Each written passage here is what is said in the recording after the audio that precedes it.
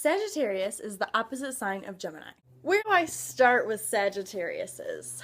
They still are one of my favorite signs, but for the longest time, Sagittarius was my absolute favorite sign of the zodiac. Why? Well, because they're so optimistic and so funny and just really fun to be around. They just exude this optimistic energy. They're very lucky. They're ruled by Jupiter. They're a fire sign. What does Jupiter represent in astrology? Well, it's the biggest planet, and it represents expansion. Where that comes into play with Sagittarius is their mind. They're always expanding their mind. They also want to expand physically, and they want to travel the distance. Sagittarius is about long-distance travel, foreign lands, the mystical, hidden secrets far, far away in a distant land. That is what Sagittarius lusts after. And they're very energetic about pursuing that and learning. You could say that Sagittariuses are the library. They love to collect and store different philosophies. They will select the philosophy that they agree with most after much pondering. And they can be a little fanatical at times. Not really, but at an extreme they could, because Sagittarius people, they rule the 9th house. That's their home, the 9th house. They are extremely philosophical. They can see the big picture, and the flip side and the negative aspect of Sagittarius is that sometimes they lose sight of the important details and the important small things because they're so focused on the big dreams. Sagittarians are the ones that really do accomplish the most because they do have the biggest dreams, and the truth is, if you believe in your dreams, you'll manifest them. And Sagittarians, most of them that aren't into astrology don't even realize that that's the case. They don't even realize how lucky they are.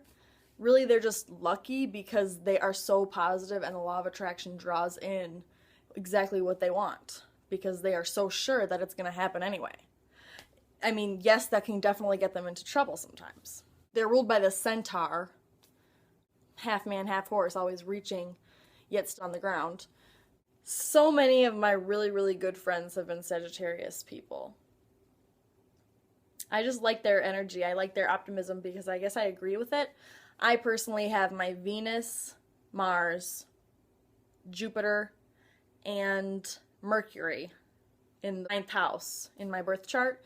So what that means is that those planets take on the 9th house energies in their expression. So my Venus, Mars, Jupiter, and Mercury take on this 9th house optimistic, philosophical, idealistic, what's here on Earth that's left to be discovered?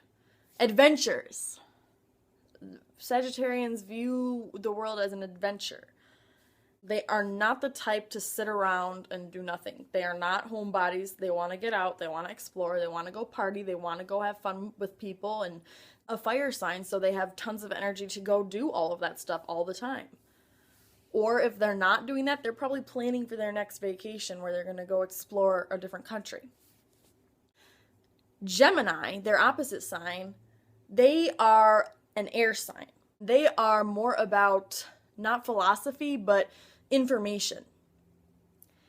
Information and transmitting that information, be it communicating in person, on the phone, text message, internet, whatever it may be. All these new apps like Snapchat and stuff, Gemini are all about it. But they love words.